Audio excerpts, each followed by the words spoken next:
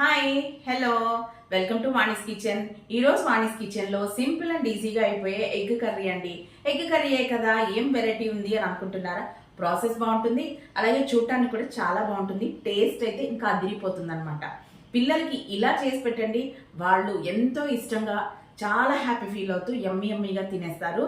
So process start చేసే ముందు నేనైతే రెడీగా ఉన్నాను, మీరు కూడా రెడీగా ఉన్నారా? ఇంకెందుకు ఆలస్యం, వచ్చేసేయండి. ముందుగా బాయిల్డ్ ఎగ్స్ తీసుకొని ఇలాగా ఎగ్స్ని అయితే మనం ఇలా కట్ చేసుకోవాలండి. ఏ షేప్ అయినా మనకు నచ్చిన షేప్ తీసుకోవచ్చు, బట్ నేనైతే ఈ షేప్ తీసుకుంటున్నాను. ఇలా తీసుకోవటం వల్ల పిల్లలు చాలా ఇంట్రెస్ట్గా ఇష్టంగా తింటారు. అలాగే ఇలా ఉండటం వల్ల ఎగ్ అంతా కూడా చప్పదనం లేకుండా మంచి టేస్ట్గా అనిపిస్తుంది. సో వీలైతే ఈ షేప్లో కట్ చేసుకోండి. ఇప్పుడు నేను 3 టమాటోలు తీసుకొని దాంట్లో కొంచెం కొత్తిమీర అలాగే పచ్చిమిరపకాయలు వేసి పేస్ట్ చేసి పక్కన పెట్టుకున్నాను. వెడల్పాటి ప్యాన్ తీసుకొని దాంట్లో ఆయిల్ వేసుకొని పాన్ వెడల్పుగా ఉండేటట్టు చూసుకోండి, ఎందుకంటే ఎగ్స్ ఓవర్లాప్ అవ్వకూడదు.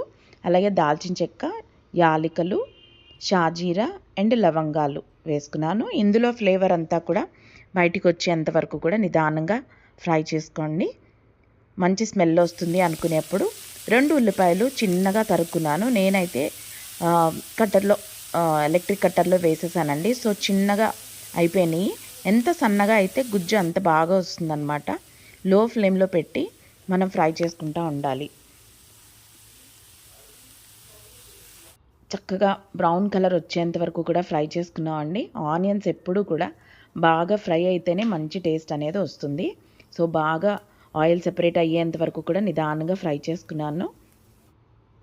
ఇప్పుడు ముందుగా చేసి పెట్టుకున్న టమాటో గుజ్జు వేసుకున్నాను. కొత్తిమీర ఎక్కువగా వేసుకుంటేనే బాగుంటుంది, బట్ నా దగ్గర తక్కువ కొత్తిమీర ఉంది. మీరు కావాలంటే ఇంకొంచెం ఎక్కువగా కొత్తిమీర కూడా వేసుకోవచ్చు.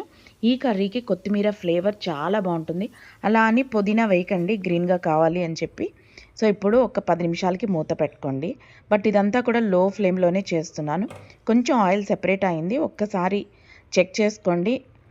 ఉల్లిపాయలు అండ్ టమాటోలు స్మాష్ అయినాయా లేదా, ఇంకా ఏమైనా గుజ్జుగా ఫామ్ అవ్వాలా అనేది. నాకు తెలిసి ఇంకా పచ్చిగానే అనిపిస్తుందండి. సో అందుకని మళ్ళీ ఇంకొక 5 నిమిషాలకి నేను మూత పెట్టుకున్నాను. చూసారా, ఆయిల్ అయితే సెపరేట్ అయ్యింది కదా. ఇప్పుడు ఇట్లా ఒక్కసారి ఫ్రై చేసుకోండి. ఈ రెసిపీ అయితే కంపల్సరిగా చెప్పొచ్చండి గెస్ట్ రెసిపీ అని చెప్పి. గెస్ట్లు వచ్చినప్పుడు ఇలాగా చేశారనుకోండి, వాళ్ళు డెఫినెట్గా ఇంప్రెస్ అవుతారు. సో ఇది వెరైటీగా అనిపిస్తుంది కూడాను, రెగ్యులర్ కర్రీ కంటే కూడాను. సో ఇప్పుడు దీంట్లో 1 స్పూన్ అల్లం వెల్లుల్లి పేస్ట్ వేసుకోండి.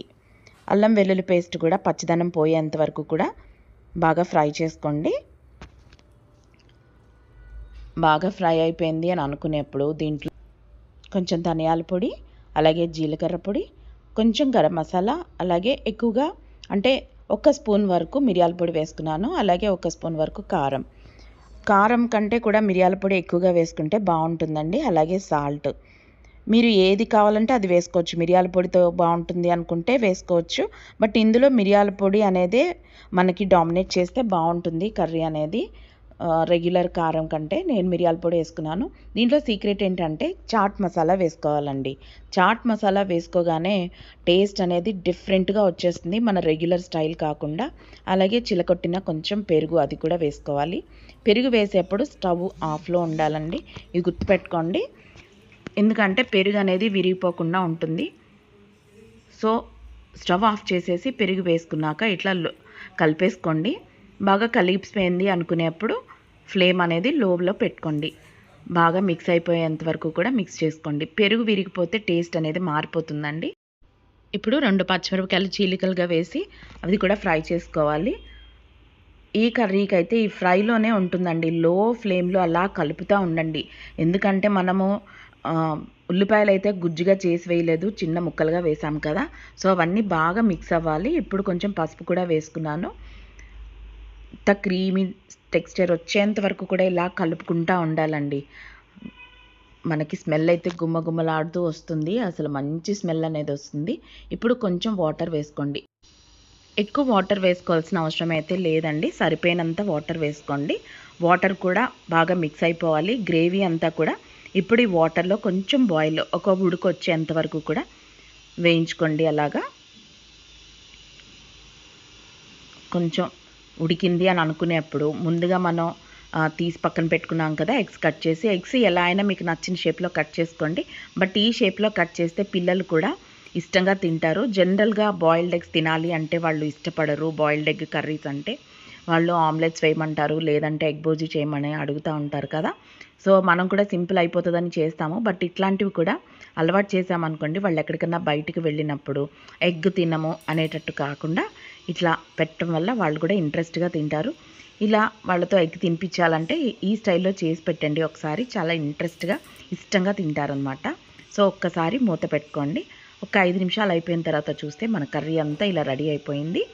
లాస్ట్లో దించే ముందర కొంచెం కసూరి మేతి వేసుకోండి. నచ్చిందా అండి? నచ్చితే లైక్ చేసి, షేర్ చేసి, సబ్స్క్రైబ్ చేయడం మాత్రం మర్చిపోవద్దండి. నాలాగా న్యూ కమ్మర్స్ని ఎంకరేజ్ చేస్తూ ఉండండి. మన కర్రీ అయితే ప్రిపేర్ అయిపోయింది. ఇంకా మగ్గాలి అనుకుంటే ఒక్కసారి మనం లైట్గా ఓవర్లాప్ చేస్తూ ఈచ్ ఎగ్ లోపలికి వెళ్ళాలి అని చెప్పేసి ఇట్లా లైట్గా అండి, బలవంతా ఉపయోగించి పెట్టకూడదు. సో ఇట్లా ఒకసారి చేసేసుకొని డిష్ అవుట్ చేసే బిఫోర్ మనం ఒక్కసారి మూత పెట్టుకొని ఒక 10 నిమిషాలు అట్లా వదిలేసామనుకోండి, జ్యూసెస్ అన్నీ కూడా ఎగ్లోకి బాగా వెళ్తాయి. సో నా నెక్స్ట్ రెసిపీ వచ్చేంత వరకు బాయ్ అండి.